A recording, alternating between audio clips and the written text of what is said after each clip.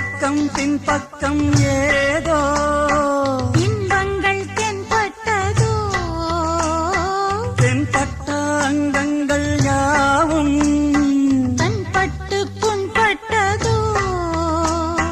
நீயும் தோளில் சாயலாம் காயம் கொஞ்சம் ஆறலாம் நோயும் தீ